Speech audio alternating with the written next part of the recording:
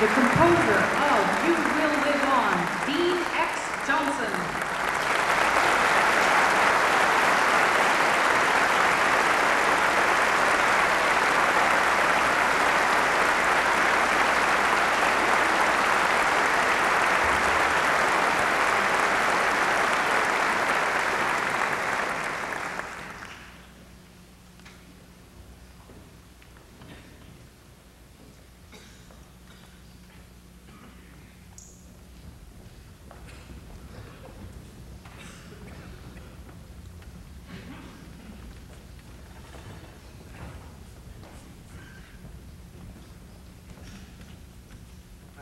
To do this. We really have come a very long way from Stonewall 25 years ago. It's really hard to believe that 25 years ago there were very few organizations or businesses that catered to the gay and lesbian community. But now, even mainstream organizations such as AT&T and American Express actively pursue gay and lesbian dollars. In the Tampa Bay area, there are many, many community-based organizations that serve the gay and lesbian community and have been organized since the Stonewall riots. We would like to honor those groups now. We realize that it may not be a complete list, and knowing how difficult it is to compile a list of all the organizations, we hope you will understand if we miss any, but we did a valiant effort and got quite a list. And so, but we know there are a lot more, and we hope you'll bear with us. But like I said, it's a long list, so I'm going to need a little help. So if you would now help me welcome to the stage the Artistic Director of Crescendo, the Tampa Bay Women's Chorus, Sunny Hall.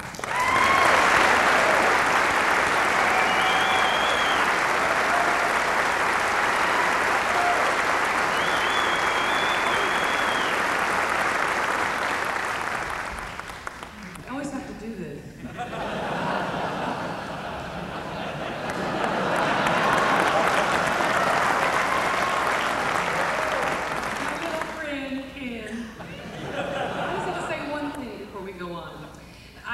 The fact that men get to wear drag, they get to dress in drag. Okay, we don't get to do that. I saw that lovely thing in the front in orange. Here's the deal.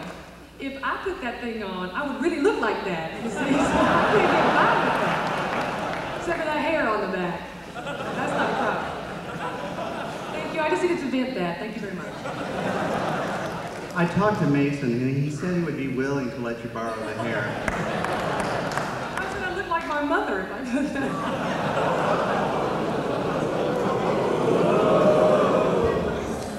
She's really quite lovely.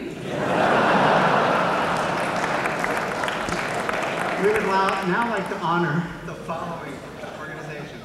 We would ask that you hold your applause until we reach the end.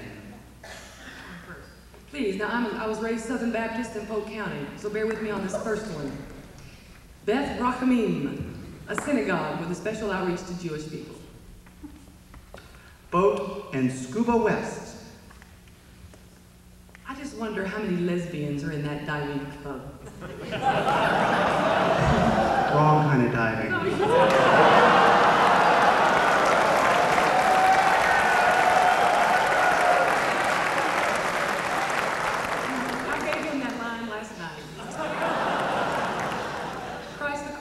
Church. Digital Queers. Dignity, Tampa Bay.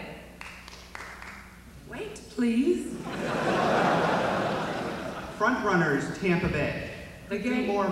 Sorry. Excuse me, my line.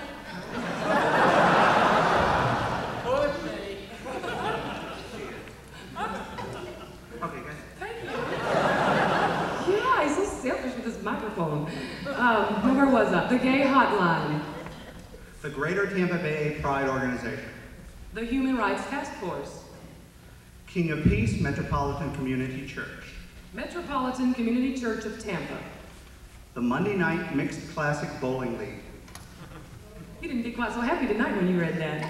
Last night he was like, oh, the bowling league. those shirts. Well, it ain't the shoes, okay.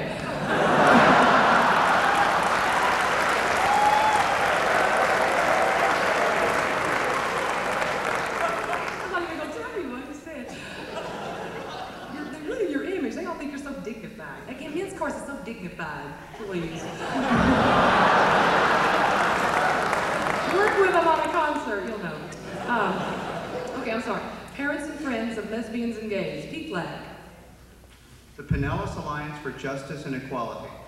The Pinellas County Business Guild. The Polk Gay and Lesbian Alliance. He said it right. Polk Gay and Lesbian Alliance. That's my hometown. The Pride Film Festival.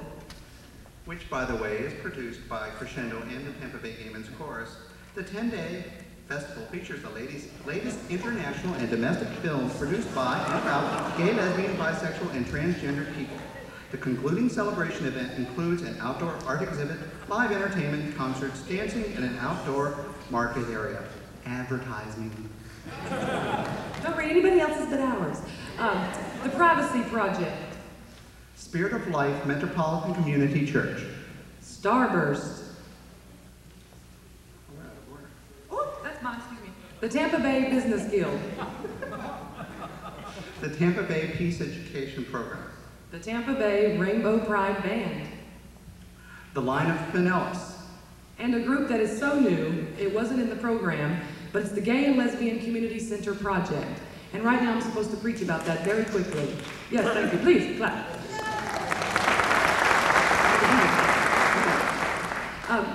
This is a new project, and it's going to be a wonderful, wonderful experience and event, a process that we're going to be going through for a while. In the lobby, you'll see a display of this center, this big marble, what do you call those things? Pillars. I knew the gay man would know. The pillars. You walked into that one, and huge stair steps. I heard a gay man last night, I swear, say this to me outside. I can just see myself in a ball gown on those steps. He was bald-headed with a goatee. I said, yeah, I can too. Anyway, check it out, please. Now, I know that you can all just imagine both Sonny and I in beautiful ball gowns too. I don't think so. And of course, we cannot forget Crescendo, the Tampa Bay Women's Chorus, a lesbian and feminist-centered chorus dedicated to social change through musical excellence. And last, but certainly not least, my guru, the people I worship, the Tampa Bay Gay Men's Chorus.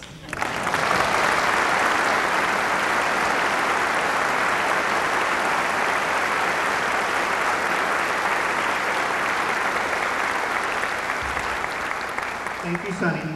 Would y'all please help me in thanking Sonny for this very lengthy list.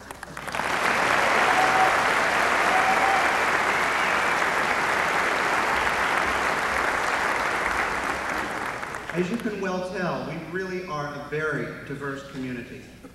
During intermission, we'd like to invite you to take a look at the tables and the organizations that are out in the lobby and find something that might be of interest to you and organizations you might be willing to support, because they all are very important to each and every one of us, because they do further our cause and make us a better community and fill us with even greater pride. We have come a very long way since those riots in New York, in Greenwich Village. As some of you may not know, that was also the weekend that Judy Garland was buried. And we'd like to think that the spirit of Judy lives on in a song that many of our community think should be the national gay anthem. In the spirit of Judy and in the spirit of Stonewall, we present Somewhere Over the Rainbow.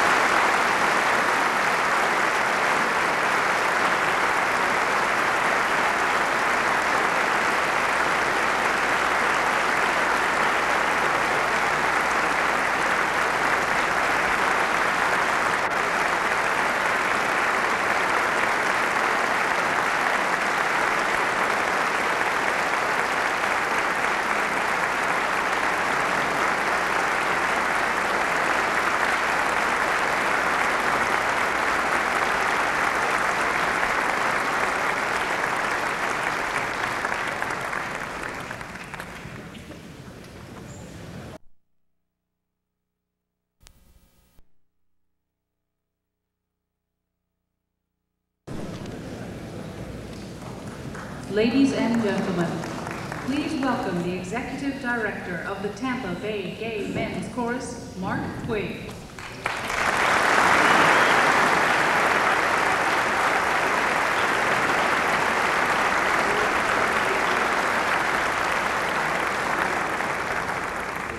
Stand on the X. Hello. Welcome again and welcome back. During the first act, we touched very briefly on the subject of AIDS and how it impacted the gay and lesbian community in the 80s. During the second act, we're going to explore the subject a little bit deeper. We will perform Hidden Legacies, a work in 7 movements. We would ask that you hold your applause until the final movement, and during the first song, the house lights will come up so that you can follow along in your program the words to each one of the movements. If you turn to the center page, that's where the first movement begins. Because this work is extremely powerful, there will be grief counselors available at the rear of the orchestra level immediately following the final movement. Hidden Legacies was commissioned 4 years ago by the Gay Men's Chorus of Los Angeles, and at this time we're extremely proud and humbled to present the regional premiere of Hidden Legacies.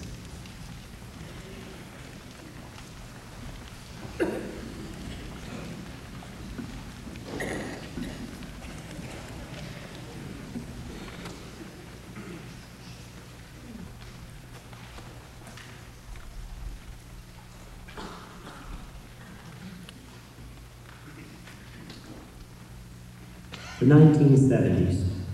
Not so long ago, really, yet light years away from where we are today. I have to laugh when I hear so-called historians say that nothing much happened in the 70s, because that's when it all started to happen to gay people. Starting when a few drag queens refused to be harassed by police in a New York bar called the Stonewall Inn, a movement of freedom and human rights crossed this nation. It was our time of liberation. It was our time to come out and be counted. It's hard to describe the excitement and energy that was felt.